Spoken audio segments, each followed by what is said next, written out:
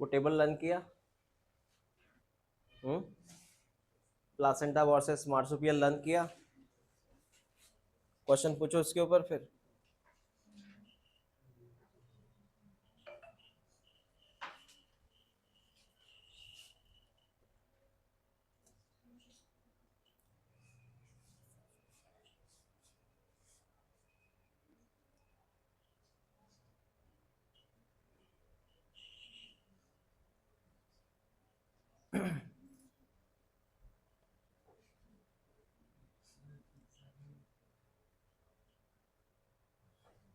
ये शुरू था ना बायोलॉजिकल इवोल्यूशन टॉपिक अभी?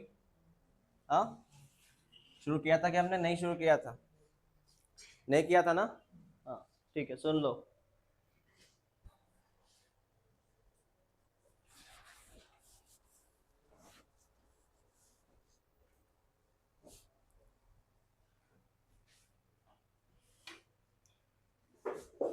देखो, बायोलॉजिकल इवोल्यूशन का सीधा मीनिंग है तुम्हारे सेल में क्या क्या चेंज हुआ, तुम्हारे सेल में कौन सा इवोल्यूशन हुआ।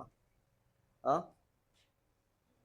प्रोकैरियोटिक से यूकैरियोटिक बना, यूकैरियोटिक से कोई और एनिमल बने, दैट इज बायोलॉजिकल इवोल्यूशन। या सिंपल सी बात है, वो क्या कहना चाहते हैं हमसे?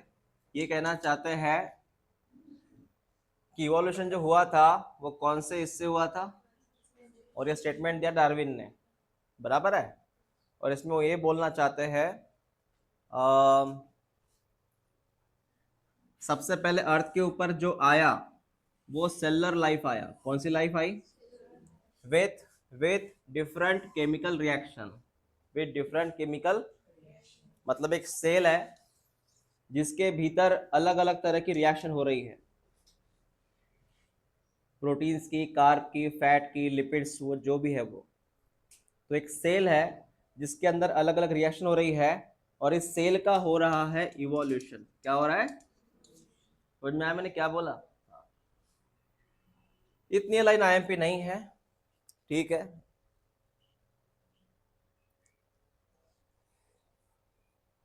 ये लाइन आईएमपी है। डार्विन की जो थ्योरी है इवोल्यूशन की, वो कौन से आधार पे है? डार्विन की जो थ्योरी है, डार्विन की जो थ्योरी है इवोल्यूशन की, कौन से बेस पे है? वो याद रखना, आईएमपी है, ये आईएमपी। उसके बाद सबसे आईएमपी स्टेटमेंट है, इसको मोस्ट आईएमपी करो, ये वाला, ये वाला स्टेटमेंट सबसे आईएमपी है, टिक करो उसे।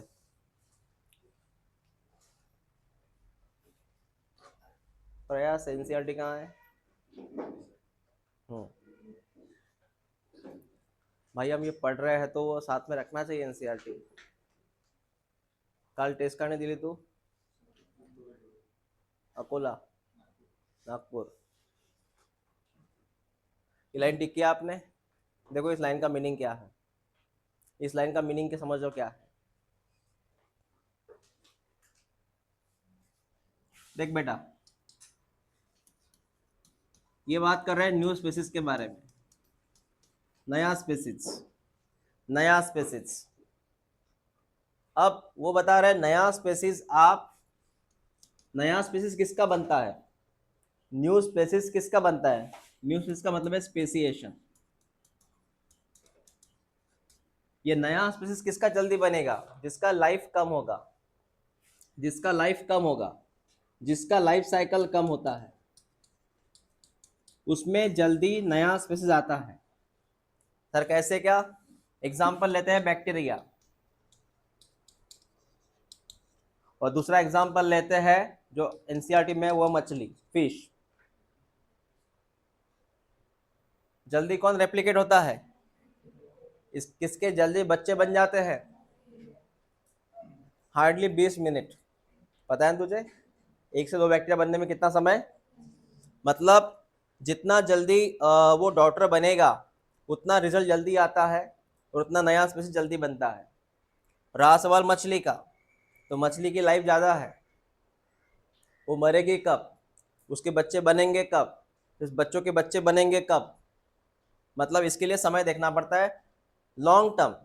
मतलब यहाँ पर भी इवोल्यूशन होता है, लेकिन it requires time, it required time. यहाँ इवोल्यूशन हो रहा है लेकिन with in a time, short time. समझ में आया मैंने क्या बोला? हाँ, समझ में आया ना? इमेजिन कर अगर इंसान का जो लाइफ है वो सिर्फ 20 साल होता, या फिर इंसान की लाइफ सिर्फ 10 साल होती। लाइफ कितनी होती? 10 साल।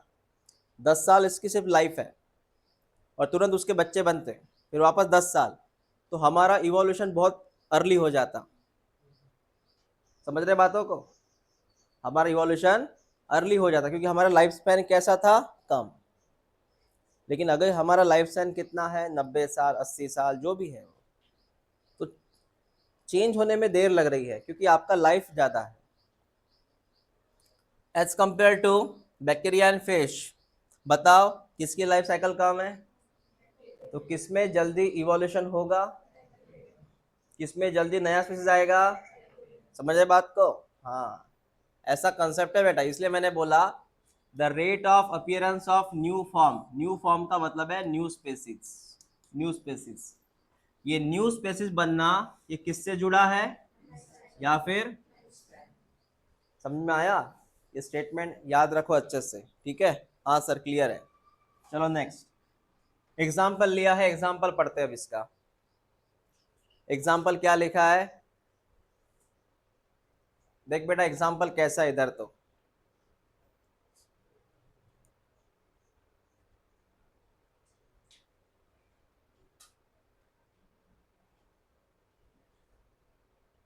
चल देख, अभी एनसीईआरटी में एग्जाम्पल है, ये देख लेना। तुमने एक प्लेट बनाई, प्लेट में मीडिया रखा, क्या रखा? उसमें तूने, ये टोटल ब्लू कॉलोनी थी, ये पूरी ब्लू कॉलोनी है, ये भी ब्लू कॉलोनी है, ये ब्लू कॉलोनी है, पूरा ब्लू कॉलोनी है ये। मतलब तूने बैक्टीरिया रखा शुरू में, फिर तूने क्या किया? तूने क्या किया? तूने पहले मीडिया लिया, उसमें कॉलोनी बसाई, बैक्टीरियल कॉलोनी है। तूने तुरंत क्या चेंज किया? मीडिया, मतलब एटमॉस्फेयर चेंज किया। क्या चेंज किया?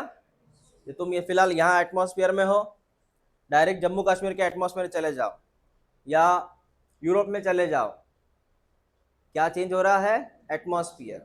तो तुम्हारे अंदर भी चेंज होगा। तो कॉलोनी में तूने क्या, कॉलोनी नहीं चेंज किया, तूने क्या चेंज किया? तूने जैसे मीडिया चेंज किया, देखना पॉपुलेशन आधा हो गया, उससे भी कम। इसका मतलब क्या है? मीडिया चेंज करने से जिनका फिटनेस नहीं है, नेचुरल सिलेक्शन जिनका नहीं है, जिनका सर्वाइवल ऑफ द फिटेस्ट नहीं है, वो बैक्टीरिया मर गए, और जिनमें वो पावर है उसको सहने की, वो जिंदा रहे। समझ में आया? हाँ सर, क्लियर हुआ। तो कॉलोनी ए में से कुछ ही जन बचे और बाकी सब मर गए। कौन मर गए? जिन्होंने उस मीडिया में खुद को टॉलरेट नहीं किया, वो मर गए। फिर तूने क्या किया? इसकी ग्रोथ करवाई। यू नो दैट रेप्लिकेशन हो रहा है ना, ग्रोथ करवाई, उसमें से कुछ बचे। अब उसमें से जिनकी पावर और अच्छी है वो ज्यादा हो रहे हैं, जिनकी पावर कम है वो रह रहे हैं। समझ रहे बातों को? यहाँ रेड कॉलोनी बढ़ रही है, इसका मतलब किसकी अच्छी पावर है? वो बढ़ रही है, उनको पॉपुलेशन बढ़ रहा है, बराबर है। और दूसरी बात ये है, इस रेड कॉलोनी में, यहाँ पर भी रेड ले लेते फिर, इस रेड कॉलोनी में एक चीज है that is called as the, उनमें एक कैरेक्टर है जिंदा रहने का, उनमें एक कैरेक्टर है जिंदा रहने का, वही कैरेक्टर उनके बच्चों में आया। पता है रेप्लिकेशन हो रहा है यहाँ पे, एक रेड से 2 रेड, 3 रेड, 4 रेड मिल रहे हैं ना, इसका मतलब क्या है? उनके बच्चों में वो कैरेक्टर क्या हो रहा है? पास हो रहा है। कौन सा कैरेक्टर पास हो रहा है? लड़ने वाला, इनहेरिटेंस हो रहा है।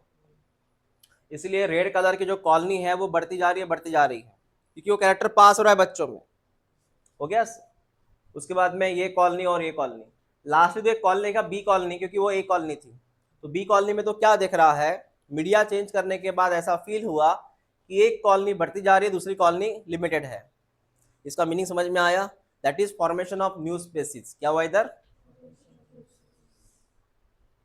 और इसमें एक कंसेप्ट लगता है fitness, Darwin's concept, natural selection concept. तूने सिर्फ मीडिया चेंज किया। समझ में आया मैंने क्या बोला? हाँ,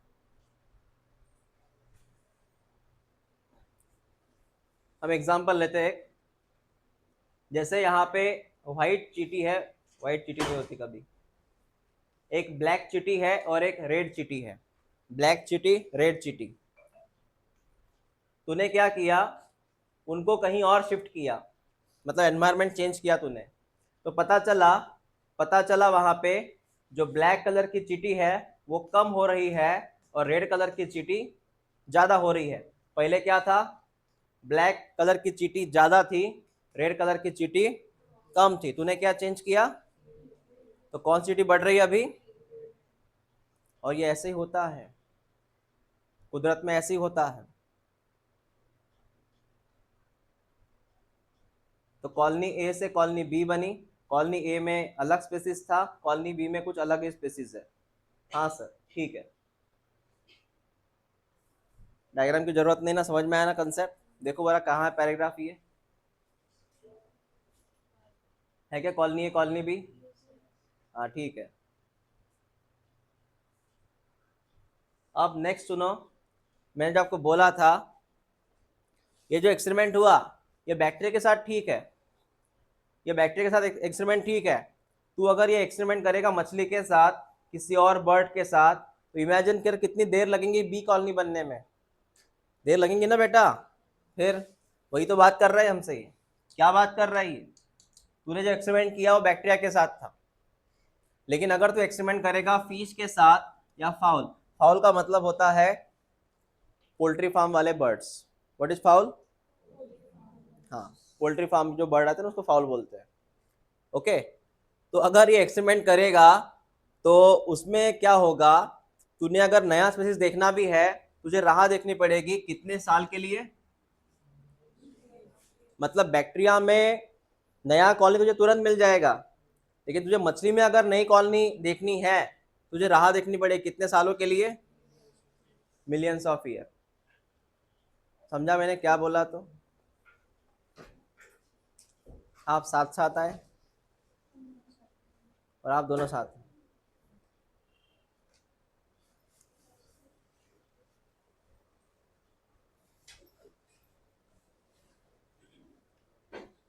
थोड़ा जल्दी आया करो ना। ओके, इधर पूरी कॉलोनी चेंज हो गई और आप लेट आ गए।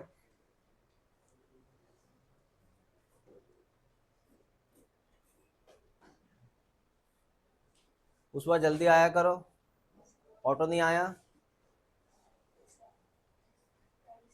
हाँ, ये हो गया क्लियर बेटा? ये बस इसी की बात कर रहे थे, मैंने आपको पढ़ा दिया क्या है। तो क्या बोला, रेड कलर का स्टेटमेंट बताओ क्या है ये? फिटनेस ऑफ बी कॉलोनी, वो B colony, fitness of B colony is better than A colony. समझ में आया? हाँ, और ये जो भी हुआ, बता, ए नाम का कॉलोनी था, बी नाम का कॉलोनी था, उस बी नाम की कॉलोनी में जितना बैक्टीरिया था, बी नाम की कॉलोनी में जितना बैक्टीरिया था, उसका डीएनए अच्छा था। कौन अच्छा था? तुम अगर सरवाइव कर रहे हो, क्यों कर रहे हो? तुम्हारे अंदर क्या ऐसी चीज है जो तुम सरवाइव कर रहे हो? डीएनए। क्या है? जेनेटिकल सोर्स होना चाहिए ना बेटा। तुम्हारे अंदर प्रोटीन्स है, कार्ब है, फैट है, उससे कोई मतलब नहीं है, तुम्हारा कौन अच्छा होना चाहिए? और तुम्हारा डीएनए जो आता है तुम्हारे पेरेंट्स से आता है, तो उनके डीएनए अच्छे होने चाहिए। तुम अगर फिट है, इसका मतलब तुम्हारे पेरेंट्स फिट है, उनके पेरेंट्स फिट है, क्योंकि जो ट्रांसफर होता है वो क्या हो रहा है? डीएनए ट्रांसफर हो रहा है। समझ रहे बात को? हाँ, तो वो क्या हो रहा है, जैसे बैक्टीरिया 1, बैक्टीरिया 2, बैक्टीरिया 3, बैक्टीरिया 4, मतलब इस बैक्टीरिया से ये बैक्टीरिया मिल रहा है, उससे ये, मतलब धीरे धीरे उनका कैरेक्टर ट्रांसफर तो हो रहा है, प्लस उसके साथ वो इवॉल्व भी हो रहे हैं। क्या हो रहा है? जैसे कि सबसे पहला मानव था ड्रायोपिथिकस, बराबर है? कौन? उसके कैरेक्टर उसके बाद वाले में आए, जैसे रामापिथिकस में आए। रामापिथिक, इसके character Neanderthal man, Cro Magnon man, होमोसेपियन, बीच में मैंने एनिमल मतलब ये मैन छोड़ दिए, बीच में आ जाते हैं होमो हैबिलिस वगैरह वगैरह, बराबर ना? हाँ, मतलब ट्रांसफर होते गए, प्लस उनमें इवोल्यूशन होता गया, मतलब कैरेक्टर ट्रांसफर होते गए, उनमें इवोल्यूशन होता गया। हाँ, ये चीज़ें जो है साथ में चलती रही। ऐसा नहीं हुआ कि सिर्फ कैरेक्टर ट्रांसफर होते गए और इवोल्यूशन नहीं हुआ। अगर ड्रायोपिथिकस पहला मानव, वो अगर उस कैरेक्टर उसके बच्चों में आए तो वो इवॉल्व भी हुए। अगर इवोल्यूशन नहीं होता था ना तो आज भी हम ड्रायोपिथिकस थे। कौन थे? बराबर ना, आज भी हम क्या रहते हैं। लेकिन हमारे अंदर धीरे धीरे क्या होता गया? इवोल्यूशन। कॉलोनी बदलती गई, इवोल्यूशन होता गया, ये चीजें हैं। इसके बाद में, इसके बाद हमारी जो जनरेशन है, आगे वाली जनरेशन, तो हमारे डीएनए उनमें जाएंगे, प्लस इवोल्यूशन भी होगा। उनकी शक्ल कैसी होगी वो प्रेडिक्ट नहीं कर सकते हम, और वो कैसे होंगे वो प्रेडिक्ट नहीं कर सकते हम। ये लाइन टिक करो, रेड कलर की लाइन है, आईएमपी है। Fitness is the end result of ability to adopt and get selected by nature. ये लाइन तुम खुद पढ़ो और मुझे समझाओ।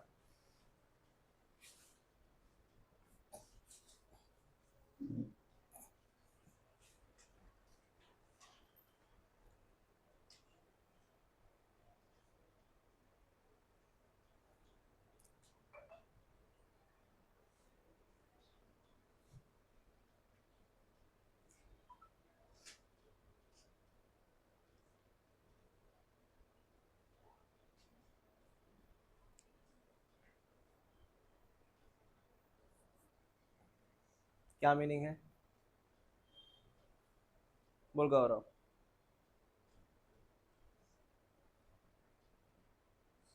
फिटनेस हा शेवटचा रिझल्ट आहे ॲबिलिटी टू सर्वाईव्ह करायसाठी आणि तो बाय सिलेक्टेड नॅचरल सिलेक्शन याच्यात होतो.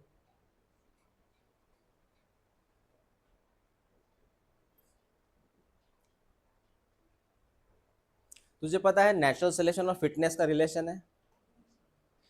नेचुरल सिलेक्शन और फिटनेस का क्या है?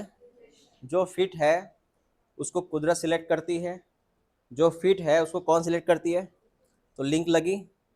जो अनफिट है उसको, जो अनफिट है उसको कुदरत सिलेक्ट।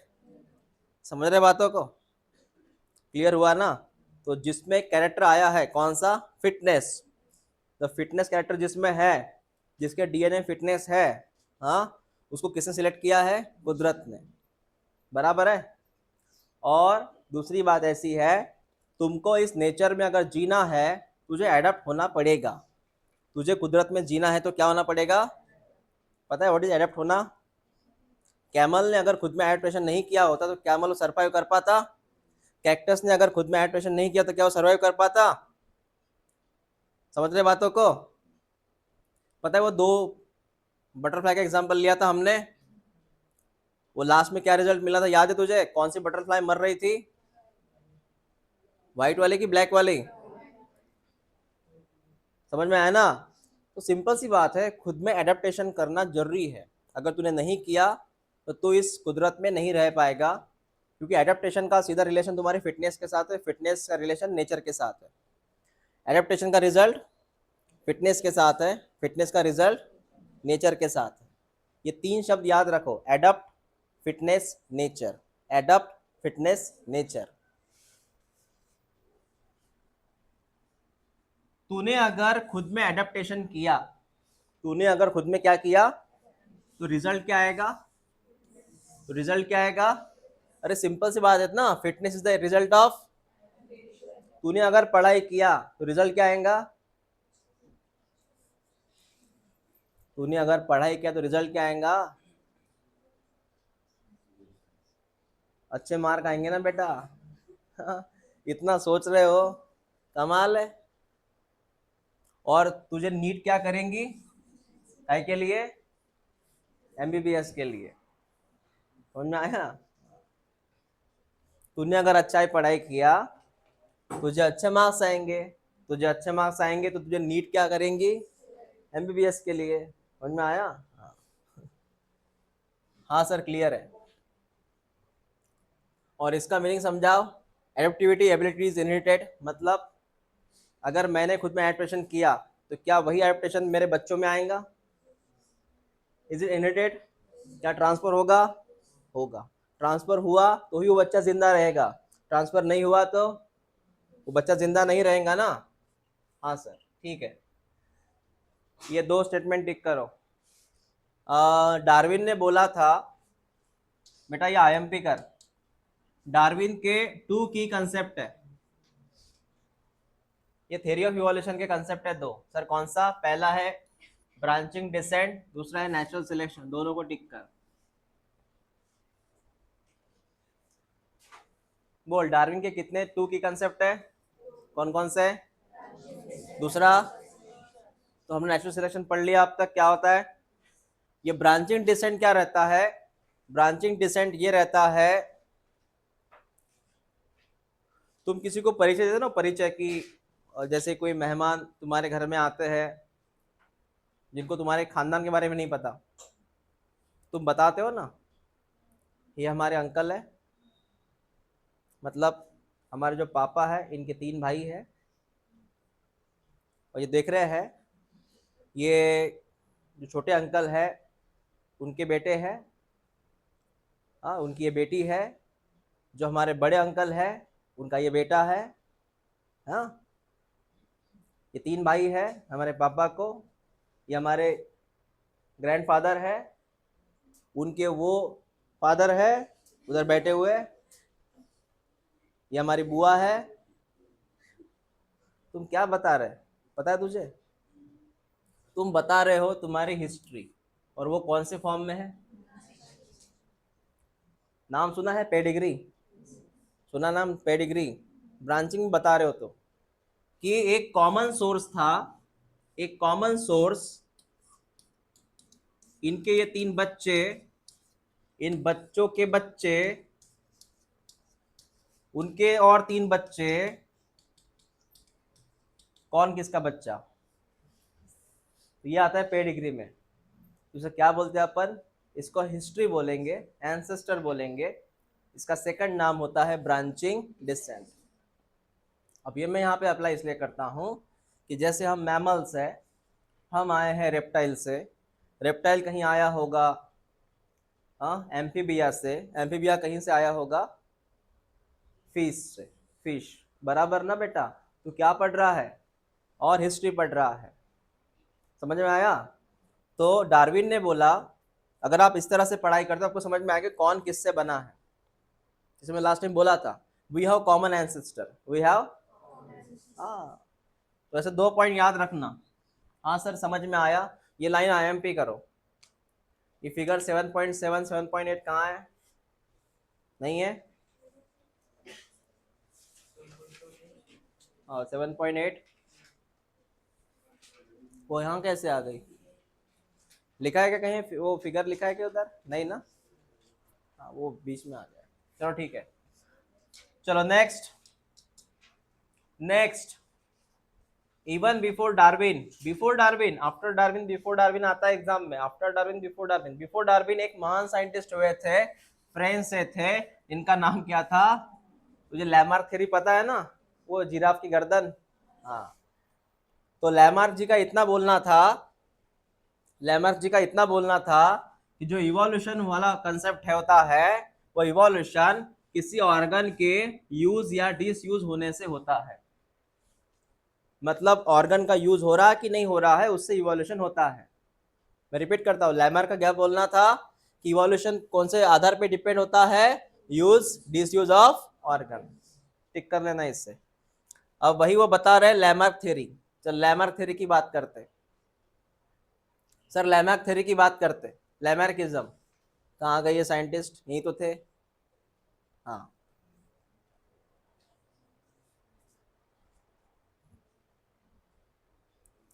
एक तूने बात नोटिस किया है, जो भी इंग्लिश साइंटिस्ट थे मतलब यूरोप की तरफ से, हाँ उनकी एक खासियत थी, उनके हेयर ऐसे ही थे। और इंडिया में जितने भी जब ब्रिटिश इरा था तब जो जज थे, जज सुप्रीम कोर्ट या किसी कोर्ट में, वो भी ऐसे ही थे, वो पता नहीं कौन सा हेयर लगाते थे, ऐसे पैटर्न रहता था इनका। मतलब इससे एक साबित होता है कि ये सुप्रीम पोजीशन पे है कहीं ना कहीं, है ना? हाँ कहीं आम आदमी ऐसे नहीं था ना, एक सुप्रीम आदमी ऐसे करते थे। ओके, मैं सोच रहा था ये क्या लगाते हैं ऐसे, तूने देखा होगा ना, ऐसे जज भी पहले ऐसे ही पहना करते थे। हाँ, सो लैमार्क थ्योरी, बेटा ये लाइन टिक कर, कौन सा, it state that evolution of the life form occurred by inheritance of the acquired character. Acquired character, ये लाइन बहुत इंपॉर्टेंट है। एक्वायर्ड कैरेक्टर, जो तूने तेरे लाइफ में अचीव किया वही तेरे बच्चों में आएगा, सिंपल सी बात। जो तूने तेरे लाइफ में अचीव किया वही एक्वायर्ड कैरेक्टर बच्चों में आएगा।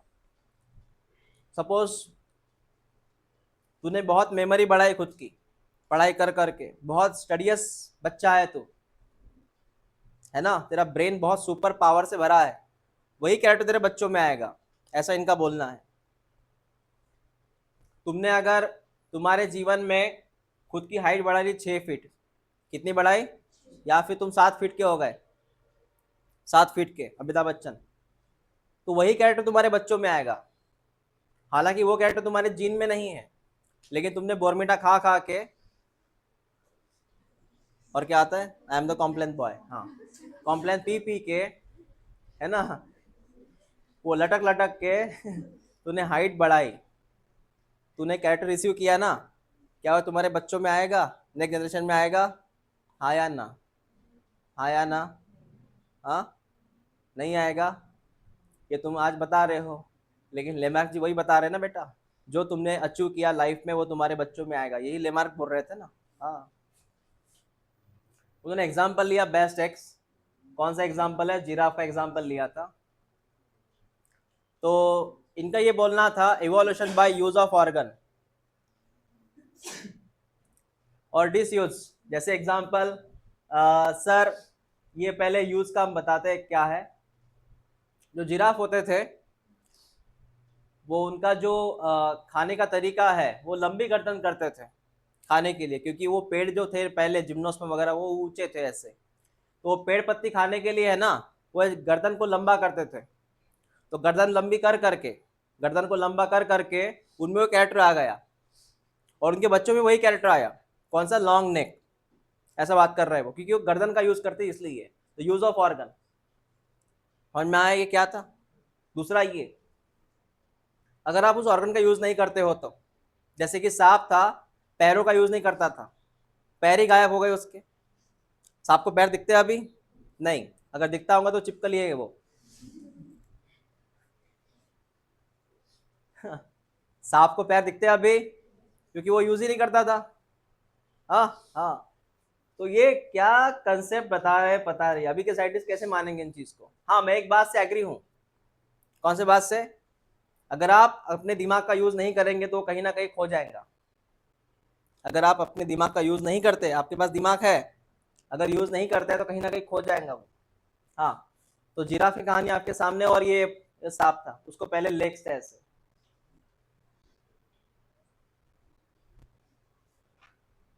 कहीं देखा तुमने पैर वाला सांप, नहीं ना। हाँ, ओके।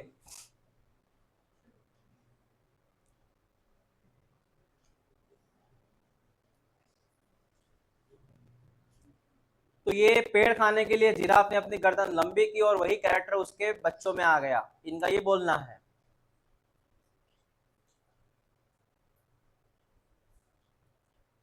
लेकिन मैं आपको बताऊं, इस कहानी को हमने, मतलब इस कहानी को बाद में है ना रिजेक्ट किया था। पता है कैसे किया था, एक एक्सपेरिमेंट हुआ था। एक्सपेरिमेंट कैसे हुआ था पता है तुझे, वो माउस के ऊपर एक्सपेरिमेंट हुआ था। हाँ, देखो माउस के ऊपर कैसे एक्सपेरिमेंट हुआ था। देख बेटा, एक माउस लिया था, मतलब 2 माउस थे मेल फीमेल, इनकी पूंछ काटी गई, पूंछ, टेल काटी गई। अब टेल काटना मतलब कैरेक्टर आ गया ना उसमें, टेल काट दिया मतलब ऑर्गन कट हुआ वो। इनका जो बच्चा बना, क्या इसको टेल रहेंगी कि नहीं रहेंगी, हमने इनकी टेल काट दी मतलब एक्वायर कैरेक्टर हुआ, और उनसे बच्चा बना, क्या इसमें टेल आएंगी, आएंगी कि नहीं आएंगी, आएंगी। फिर हमने क्या किया, इससे क्रॉस किया दूसरे माउस को, दोनों की टेल काट दी, फिर इससे एक बच्चा बना, क्या उसको टेल रहेंगी, हाँ या ना, हमेशा टेल रहेगी। ऐसा नहीं होता कि टेल काटने से बच्चों में टेल नहीं आती, आएंगे टेल। तो ऐसा एक्सपेरिमेंट किया गया था बेटा। एक्वायर्ड कैरेक्टर जो तुमने रिसीव किया है वो बच्चों में नहीं आता, जो तुम्हारे डीएनए में है वही आएगा। समझ में आया? अगर हमारा कलर सांवला है तो डीएनए में ही सांवला कलर है अपने। तुम कितना भी फेयर एंड लवली, कौन सा लवली है वो, fair and lovely, fair and lovely कितना भी लगाओ तुम, या चूना लगाओ खुद को रोज का, जो डीएनए में है कलर है वही आएगा। तुमने खुद को पेंट भी किया ना, कुछ नहीं फर्क पड़ता, डीएनए में जो है वही आएगा। तुम्हारे नोज का शेप जिस तरह है वो तुम्हारे डीएनए से है। तुमने अगर खुद का वो प्लास्टिक सर्जरी किया, खुद का हुलिया चेंज किया, क्या बच्चों में आएगा वो हुलिया? नहीं आता, जो डीएनए में वही आएगा ना। हाँ, उसके बाद ये समझ लो, ये लाइन आईएमपी है। एक बार इसको, ये लाइन को ओपन करो। बड़ा खूबसूरत क्वेश्चन है। क्या क्वेश्चन है sir? Is evolution of process और रिजल्ट ऑफ प्रोसेस? क्या इवोल्यूशन एक प्रक्रिया है या प्रक्रिया का नतीजा है?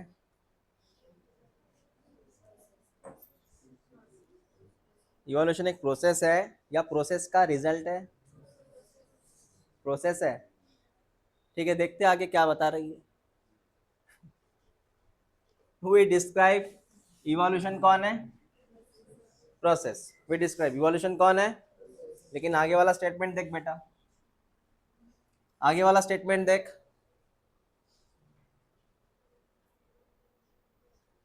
ये जो है कलर्स है ना, एक बार इसको पढ़ ले। We are still not very clear whether to regard evolution and natural selection as a process या end result of unknown process. So still we are confused. Is it process या result of process? तो इसके मैं आपको दो concept पढ़ाऊंगा, ये दो पैराग्राफ देख लो। देख बेटा, ऑन द अदर हैंड मतलब हम दूसरी बाजू यहाँ पे अरेंज कर रहे हैं, दूसरी बाजू, कॉइन्स की दूसरी बाजू। On the other hand when we describe the story of life on earth, ये आईएमपी है। अगर तू ऐसा बोलेगा the story of life on earth, story of life on, we treat evolution as a consequence of process, consequence का मतलब है result, called as natural selection. ये लाइन जरा टिक कर ले, इसका मीनिंग समझाता हूं मैं आपको। अगर तू बोलेगा इवोल्यूशन क्या है, we describe the story of life on earth, story of life on earth का मीनिंग जानते हो तुम? Story of life on earth. Then evolution कौन है? कॉन्सिक्वेंस ऑफ प्रोसेस, कॉन्सिक्वेंस का मतलब क्या है? रिजल्ट। समझ में आया मैंने क्या बोला? क्या बोला पता है ना? अगर मैं आपको बोलूं story of life on earth, story of life on अर्थ, उस समय इवोल्यूशन कौन हुआ? रिजल्ट हुआ। क्या हुआ? क्या हुआ? रिजल्ट हुआ। ओके। हाँ, और दूसरा मैंने क्या बोला था इसके पहले, वो देख लो। इसके पहले क्या बोला था वो देख लो।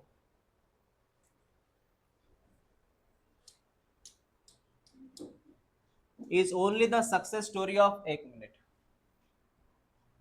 the world we see inanimate and animate is the only success story of evolution. Okay. When we describe the story of this world, we describe evolution as a process. देख, अगर आप बात करेंगे इस दुनिया की, दुनिया देखता है ना, तो अगर तू बोलेगा inanimate, what is inanimate? Non living. What is animate? Living. Non living living, living non living, दो ही है। Is the only success story of evolution. अगर तू सिर्फ बात करेगा लिविंग और नॉन लिविंग की, तो वहां पे हम बात करेंगे स्टोरी ऑफ इवोल्यूशन की। देन हम बात करेंगे when we describe the story of this world, story of this world, इस दुनिया की कहानी।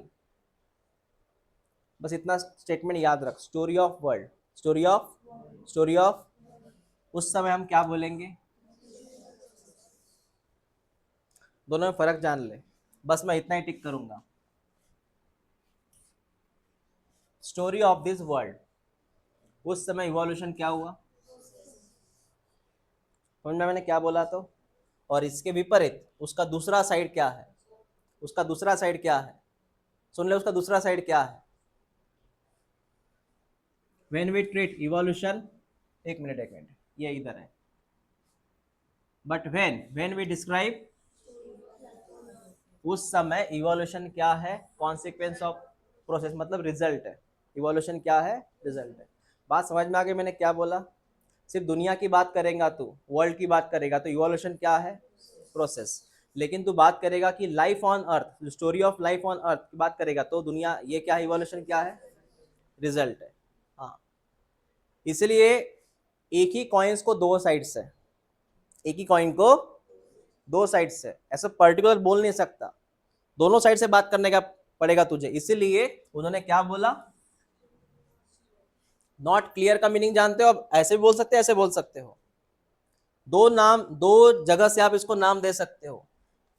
एक ही कॉइन्स के दो बाजू है, इसीलिए स्टिल नॉट क्लियर है वो। ओके, तुझे बात समझ में आ गई मैंने क्या बोला वो। एक ही कॉइन्स कितने बाजू है, दो बाजू। ये साइंटिस्ट का नाम टिक करो, माल्थस।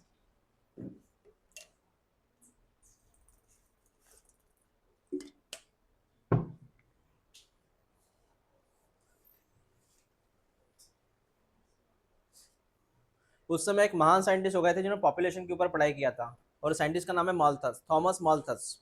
उन्होंने पॉपुलेशन के ऊपर पढ़ाई किया था और उनके वर्क से प्रभावित हुए थे डार्विन। तो माल्थस के वर्क से कौन प्रभावित हुए थे, डार्विन।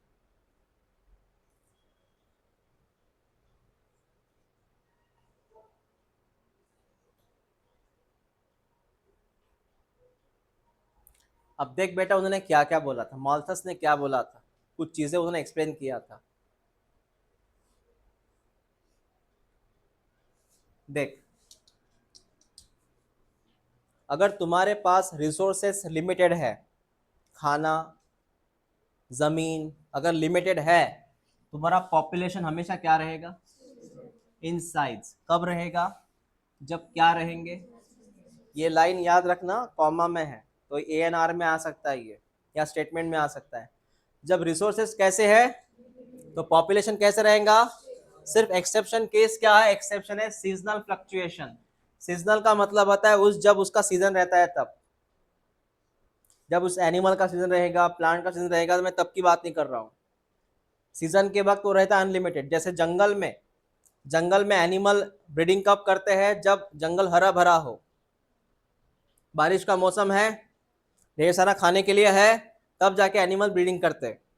धूप काले में, ठंड में ब्रीडिंग वो नहीं करते, क्योंकि पता है बच्चों को खाने के लिए कुछ नहीं है। समझ में आया मैंने क्या बोला। हाँ,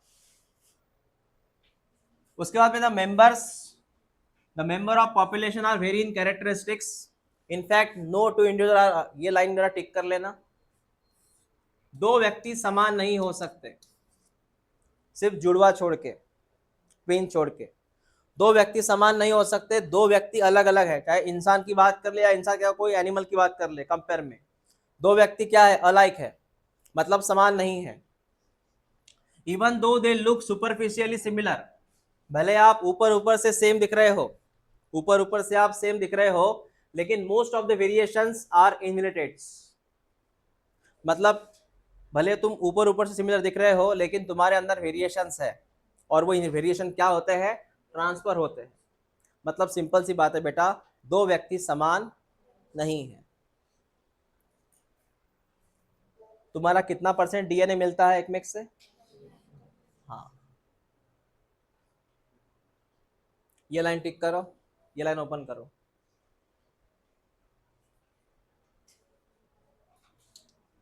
वो बात कर रहे थेरोटिकली, क्योंकि प्रैक्टिकली पॉसिबल नहीं है, तो बात कर रहे थेरोटिकली। थेरोटिकली ग्रोथ कैसी होती है, exponential. Sir what is exponential, इसका मतलब है एकदम फास्ट ग्रोथ होना। पता है पहली ग्रोथ लैग होती है, दूसरा ग्रोथ होता है लॉग, मतलब एक्सपोनेंशियल ग्रोथ। कौन सी ग्रोथ, एकदम से बढ़ जाना ग्रोथ। ये ग्रोथ एकदम से बढ़ गई बेटा, एक्सपोनेंशियल हो गई। ये ग्रोथ कैसी हो गई, कब होगा ऐसा, जब आपको अनलिमिटेड फूड मिलेगा, अनलिमिटेड रिसोर्स मिलेगा, तब होता है ये एक्सपोनेंशियल ग्रोथ होता है सर। ओके, और ये तुझे देखने को मिलेगा बैक्टीरियल पॉपुलेशन में, अनलिमिटेड ग्रोथ होती है, एक्सपोनेंशियल ग्रोथ होती है, क्योंकि बैक्टीरिया होता है reproduce maximally. Okay, and the fact the population size are reality are limited means that there had been competition for the resources। अब मैं आपको एक चीज समझाता हूँ। थेरोटिकली का मतलब होता है ऑन पेपर ग्रोथ कैसी होती है, बट रियलिटी में क्या है, रियलिटी में तुझे पता है पॉपुलेशन साइज जो रहता है ये कैसी होती है, बिकॉज वहां पे कौन छा गई है, कौन आता है, कंपटीशन। कंपटीशन की वजह से हमेशा पॉपुलेशन साइज कैसे रहता है, लिमिटेड रहता है, स्टेबल रहता है। ओके, हाँ सर ये बात हो गई, ये पैराग्राफ थोड़ा थेरोटिकल है। हाँ?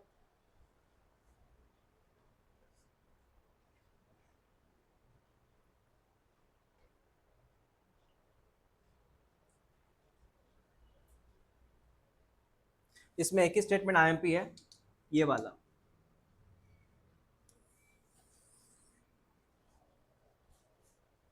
जिसमें ये कैरेक्टर है वो जिंदा रहेगा।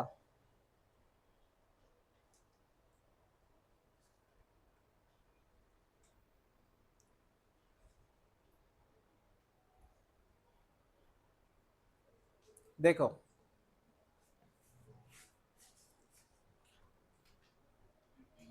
जिसमें फिटनेस का कैरेक्टर है, वो जिस फिटनेस का कैरेक्टर है वो रिप्रोड्यूस करेगा, रिप्रोड्यूस से मोर प्रोजेनी बनेगी, उसकी प्रोजेनी ज़्यादा बनेगी, और प्रोजेनी ज़्यादा बनेगी वो सर्वाइव करेगा, वो सर्वाइव करेगा, मतलब उसका स्पीसीज कंटिन्यू रहेगा। ये बात कर रहे हैं। मैं रिपीट करता हूँ मैंने क्या बोला, only those two produce and live more progeny. इसका मतलब है कि हमारे ऑर्गेनिज्म में कैरेक्टर होता है प्रोजेनी क्रिएट करना, रिप्रोडक्शन करना, बराबर है। हाँ, तो जिसमें कौन सा कैरेक्टर आता है वही बंदा क्या करता है, और वो मैक्सिमम क्या छोड़ जाता है, और वही क्या करती है, सर्वाइव। लेकिन इसके लिए उसके अंदर वो कैरेक्टर ट्रांसफर होना चाहिए कंटिन्यू में, कौन सा, फिटनेस वाला कैरेक्टर कंटिन्यू होना चाहिए, क्योंकि अगर उसमें फिटनेस है तो वो जीवित रहेगा, जीवित रहेगा तो मोर प्रोजेनी बना के छोड़ देगा, है ना, ऐसी बात कर रही है। तो डार्विन जी ने एक बात बोली थी कि उन्होंने बोला था वेरिएशन के बारे में, वेरिएशन कैसा हेरिटेबल होता है, and which make resource utilization better for few, few मतलब होता है जो एडप्ट होता है habitat betters, will enable to those reproduce and live more progeny. Simple सी बात है, बस इतना स्टेटमेंट याद रखना तुम। ये टॉपिक रिप्रोडक्शन के बारे में, फिटनेस और रिप्रोडक्शन के बारे में, बाकी भूल जाओ।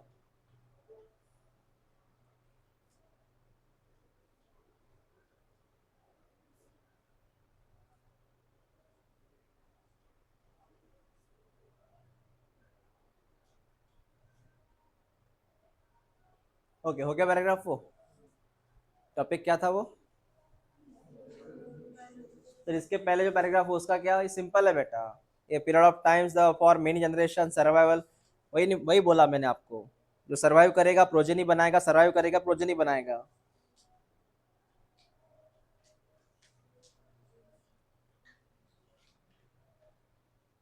क्या कंसेप्ट है, मैकेनिज्म्स ऑफ इवोल्यूशन।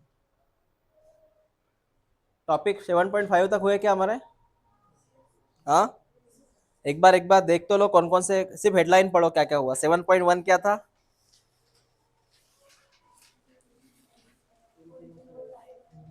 देन 7.2, 7.3, 7.4, 7.5,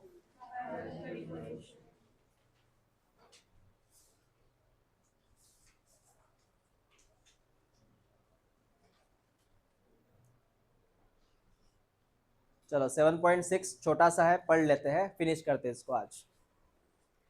देखो कंसेप्ट का नाम है इवोल्यूशन का मैकेनिज्म। इसमें कौन कौन आता है मैं जब बता दूं आपको। पहले चीज, एक साइंटिस्ट हुए थे मेंडल, मेंडल जिन्हें एक चीज का हमने बोला था, कौन सा, जिसको हम आज जीन बोलते हैं, क्या बोलते हैं, मेंडल ने उस वक्त एक चीज बोली थी फैक्टर करके, जिसको हम अब जीन बोलते हैं।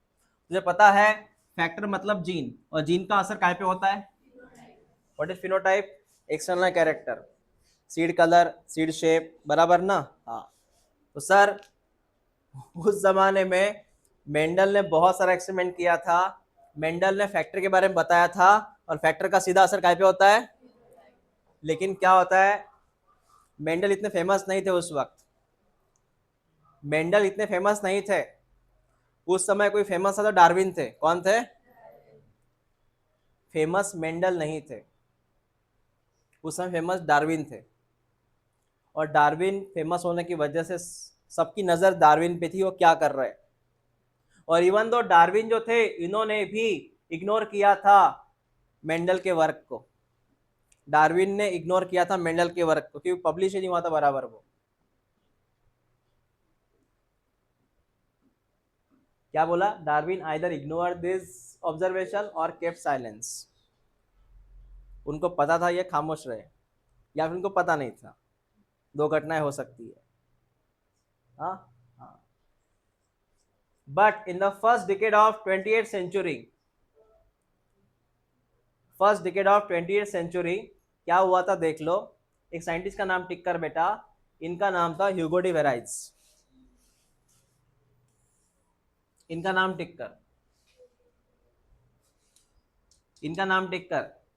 इन्होंने सीधी सी बात है, इन्होंने हमें एक कंसेप्ट दिया था जिस कंसेप्ट का नाम है म्यूटेशन। क्या बोला था? म्यूटेशन। इनका सीधा बोलना ऐसा था कि म्यूटेशन ही कारण है इवोल्यूशन का। सीधा बोलना क्या था? म्यूटेशन कारण है किसका? इवोल्यूशन का। देखो बताए उन्होंने ऐसा क्यों बोला था, क्या हुआ था देखो, क्या हुआ था देखो बेटा। उन्होंने क्या किया, एक पेड़ पे एक्सपेरिमेंट किया था, प्राइम रोज। प्राइम रोज एक पेड़ का नाम है। उन्होंने प्राइम रोज पे एक्सपेरिमेंट किया था। उन्होंने ऐसा ऑब्जर्व किया, प्राइम रोज के फ्लावर रेड कलर के, इमेजिन करो प्राइम रोज के फ्लावर कौन से कलर के? रेड कलर के। लेकिन जब उनको पता चला, जब उन्होंने एक्सपेरिमेंट किया, उनको F1 मिला। पता तुझे F1 क्या है? पेरेंट्स की पहली संतान कौन है? F1। उनको एकदम पर्पल कलर मिला। मतलब रेड कलर से डायरेक्टली कौन सा कलर? ये तो बहुत बड़ा चेंज है, बहुत बड़ा चेंज है ये। और ये इतना बड़ा चेंज है, इसी को मैं, ये बहुत बड़ा चेंज है, इसलिए इस चेंज को मैंने क्या नाम दिया, मतलब डार्विन ह्यूगो डी वेराइज ने क्या नाम दिया? म्यूटेशन। क्या नाम दिया? म्यूटेशन। म्यूटेशन का मतलब होता है सडनली होने वाला चेंज, वन स्टेप चेंज। इतना चेंज कैसे हुआ? That is called as mutation. इसी प्रकार उनको लगा कि सब चेंज हुआ होगा, पहले एनिमल ऐसा था, अब ऐसा एनिमल का हुलिया बदल गया, दैट इज म्यूटेशन। पहले ड्रायोफिजिकस था, एकदम से ये चेंज होते रह गए, इंसानों में इतने चेंज आ गए, that is called as mutation. हाँ, पूरा फोकस उन्होंने म्यूटेशन पे किया था। तो क्या बोला? Large difference. लार्ज डिफरेंस मतलब डायरेक्ट रेड कलर से purple colour, that is large difference arise suddenly in the population. Population में इतना चेंज कैसे आया? और ये किसका हिस्सा है? म्यूटेशन का। तो सिंपल सी बात है बेटा, इतनी याद रखना, ह्यूगो डे वेराइज ने कौन से प्लांट के ऊपर एक्सपेरिमेंट किया था? हाँ, उन्होंने क्या बोला था, ये जो इवोल्यूशन होता है इसका मेन कारण कौन है? बस इतना बात याद रखो, तो इतनी बात याद रखो तो।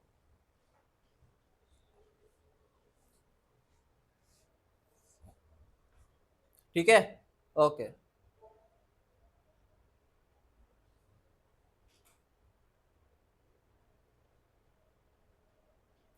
अब देखिए, ये जितने भी लाइन है ना, ये आईएमपी है, क्वेश्चन डायरेक्ट आते, पीवाईक्यू है यहाँ से। सर कौन कौन से पीवाईक्यू है बता। पहली चीज, मैं ह्यूगो डी वेराइज की बात कर रहा हूँ। किसकी बात कर रहा हूँ? उन्होंने बोला म्यूटेशन रैंडम है। हाँ सर रैंडम है। डायरेक्शन लेस है। हाँ डायरेक्शन लेस है, डायरेक्शन लेस है। दो लाइन टिक करना पहले। ह्यूगो डी वेराइज ने क्या बोला? म्यूटेशन कैसा है, दूसरा कैसा है? हाँ, समझा? ओके, चल रिपीट करता हूं मैं, यहां से यहां तक इसमें कुछ छिपा है चीज। सुन बेटा, ह्यूगो डी वेराइज ने बोला था म्यूटेशन कैसा है और कैसा है, लेकिन मैं कलर चेंज करता हूं देखना। लेकिन डार्विन ने क्या बोला था? डार्विन ने क्या बोला था? डार्विन ने बोला था कि, म्यूटेशन कैसा है? म्यूटेशन मतलब इवोल्यूशन की बात कर रहे हैं वो। अब म्यूटेशन हटा दो यहाँ से, इवोल्यूशन पकड़ो, इवोल्यूशन पकड़ो, इवोल्यूशन पकड़ो। ओके, डार्विन ने बोला था इवोल्यूशन कैसा है, प्लस कैसा है, बस 2 लाइन टिक कर ले, पहले याद रखो इसको।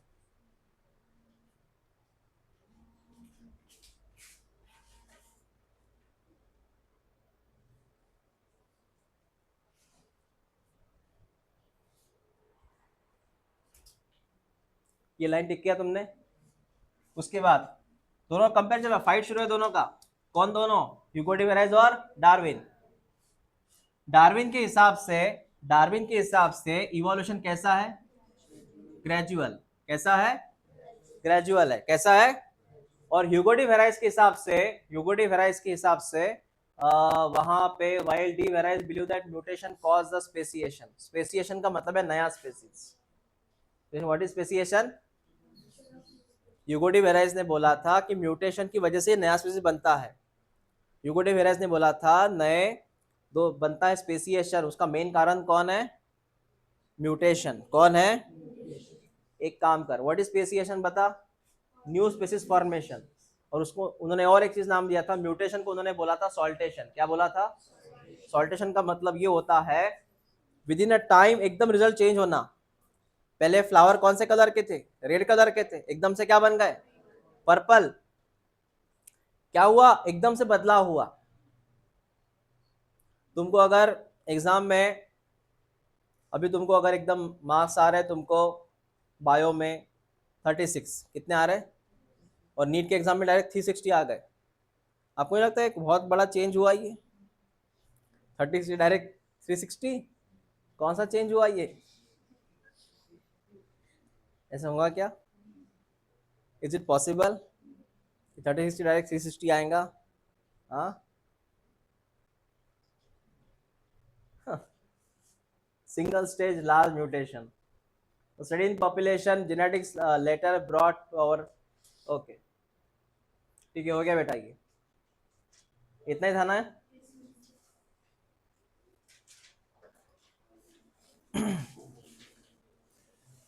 एक काम कर, वो बराबर दिया नहीं है किताब में, तू लिख, लिख डार्विन्स वेरिएशन लिख। डार्विन ने क्या बोला था लिख, हम कंपेयर करेंगे दोनों का। डार्विन वेरिएशन, डार्विन के हिसाब से वेरिएशन क्या होना चाहिए, म्यूटेशन कैसा होना चाहिए, लिखो स्मॉल, डार्विन वेरिएशन लिखो small comma gradual, small gradual comma direction, directional and continue, small gradual directional continue. ये डार्विन के हिसाब से है वेरिएशंस। अब ह्यूगो डी वेराइज ने क्या बोला वो लिख, ह्यूगो डी वेराइज ने क्या बोला वो लिख। उन्होंने बोला डायरेक्शन लेस कॉमा रैंडम